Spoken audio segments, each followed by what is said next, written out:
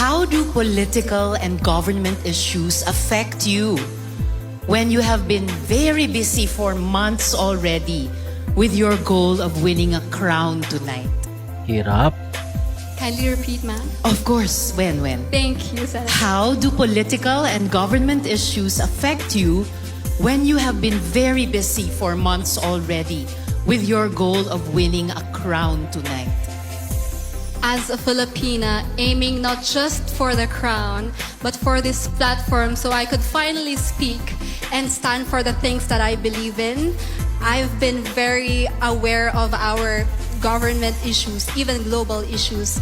And I'm proud to say that right now, as I stand here, I'm very happy that you are here so that we can have discussions about things that matter in our country. And I would like to also encourage everyone, let's be aware and let's demand for the things that we deserve for the country. Thank you. Nice. So inyong napanood mga kapolitika itong controversial at pinag-uusapan ngayon na question and answer portion dito sa Binibining Pilipinas 2026 na si Miss Baguio. At itong question mga kapolitika ni Risa Ontiveros dito sa pambato ng Baguio City ay patungkol nga dito sa kanyang journey sa Binibining Pilipinas, kung paano daw ito nakaapekto sa kanyang journey dito sa Binibining Pilipinas para makuha yung corona.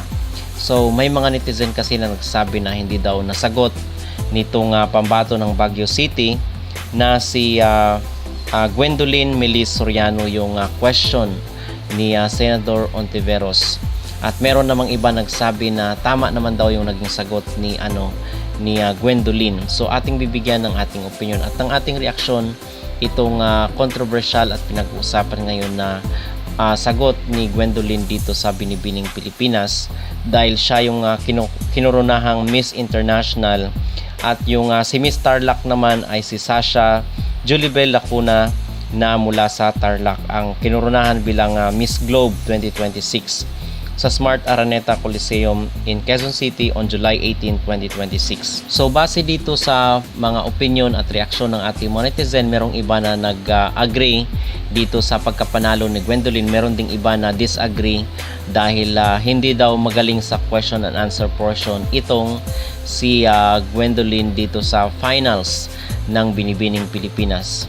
So I agree mga kapolitika doon sa mga nagsasabi na hindi ganoon natumbok ni Baguio City itong question ni Senator Risa Ontiveros, kasi supposedly is sasagot niya dito kung ano ba yung epekto sa kanya nitong mga political issues, government issues sa ating bansa. So although andun yung thoughts na kung saan is aware siya sa mga nangyayari sa ating bansa, pero hindi niya sinabi kung paano ito nakaapekto sa kanya.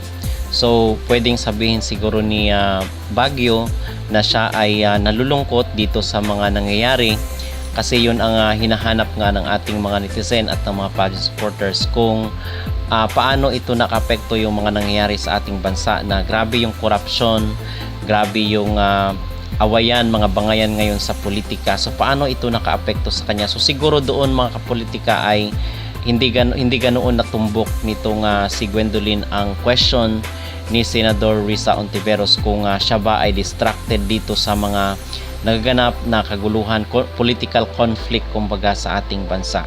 So yun siguro ang hinahanap ng ating mga netizen. At although okay naman yung sagot ng Baguio City, pero parang medyo kulang talaga. Okay, kung ako yung maging judge dito sa kanyang question and answer portion. But nonetheless is I think na hindi ito big deal, dahil yung sagot itong si Gwendolyn, ang pambato ng Baguio City, ay yung prototype mga kapolitika ng Miss International, kung kaya siya yung nanalo dito sa Binibining Pilipinas 2026. So tama din yung sinabi ng ibang netizen na meron pang 1 year na mag-prepare itong si Gwendolyn para dito sa kanyang kompetisyon sa Miss International 2027, dahil yung pambato natin ngayon sa MI 2026 ay yung nanalo last year dito sa Binibining Pilipinas. Okay, so again, hindi po big deal itong sagot ni Miss Baguio City kasi nandun naman yung thoughts, nandun naman yung point na sabi niya nga, 'di ba, happy siya na nandito yung itong si Senador Risa Ontiveros at yung mga tao sa finals dahil yung mapag-usapan nila yung mahalagang issue ng ating bansa. Okay, so na mag-demand sa ating gobyerno. So nandun yung thoughts, it's just that hindi ganoon natumbok ni Gwendolyn yung question ni Senador Risa Ontiveros.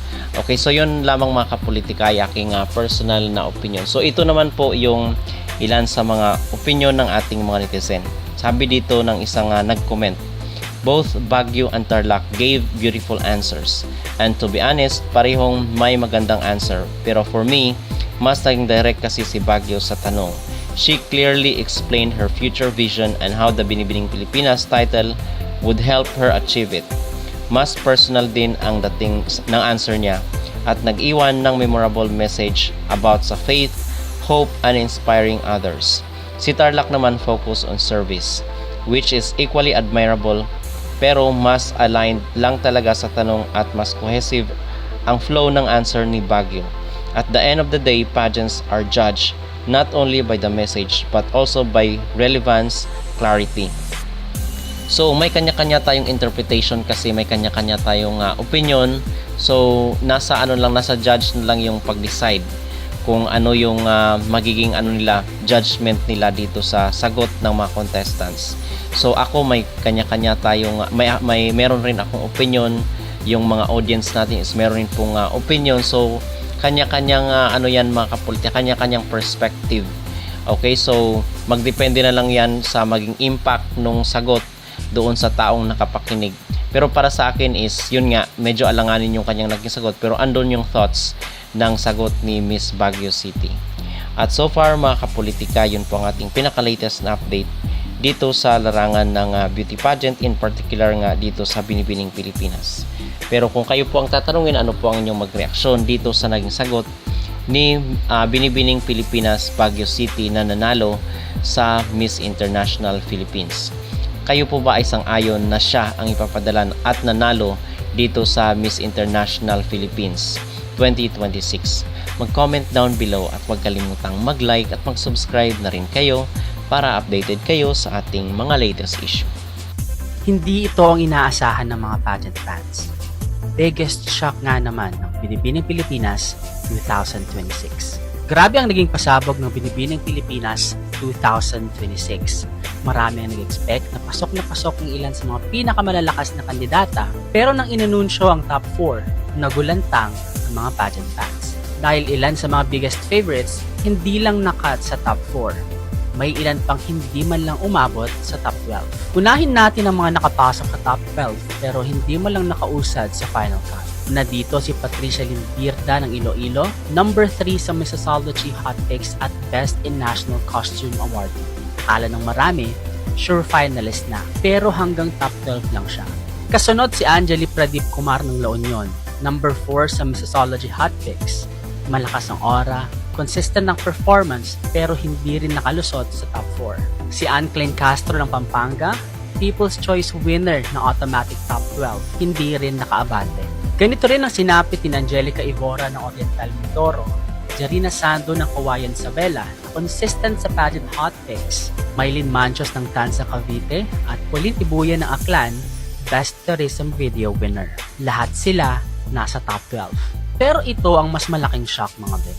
May mga kandidatang halos lahat inaasang papasok sa semifinals, pero hindi man lang tinawag sa top 12. Isa na rito si Aini Kyla Abad ng San Jose Occidental Mindoro, number 5 sa Missosology Hot Picks, Best in National Costume Awardee, at isa sa pinakamalalakas na fan favorites. Matapos ang kanyang impressive run bilang Miss Universe Philippines 2025 finalist, marami ang nagsasabing ito na ang taon niya. Pero sa kasamaang palad, wala siya sa top 12. Si Britney Angel Rubino ng Kaluya Antique, number 12 sa Missosology Hot Picks, standout sa swimsuit competition, hindi rin nakapasok. Ganon din si Celiani Eve Rojas ng Zamboanga City, Face of Binibini Awardee, wala ring placement. Si Samantha Marie Zaparte ng Dasmariñas, Cavite, Manila Bulletin Reader's Choice at Best in National Costume winner, hindi rin natawa. Pati sina Georgette Nicole Coronacion ng Carmona, Cavite, Binibining Friendship Awardee, at Iris Oresca ng Bicol Region, isa ring Best National Costume winner, hindi rin umabot sa top 12. Talagang pinatunayan ng Binibining Pilipinas 2026 na walang kasiguraduhan ng pre-pageant rankings, fan favorites o special awards. Sa huli, ang apat na nakaabot sa dulo at tuluyang nagwagi ay sina Gwendolyn Soriano ng Baguio City, Sasha Lacuna ng Tarlac, Julian Antonio ng Dumaguete at Tracy Sunio ng Bacolod City. Pero kung tatanungin ko kayo mga bro, sino ang pinakamalaking na-shock kayo na hindi nakapasok? At kung kayo ang judge, sino ang dapat sana ay nasa top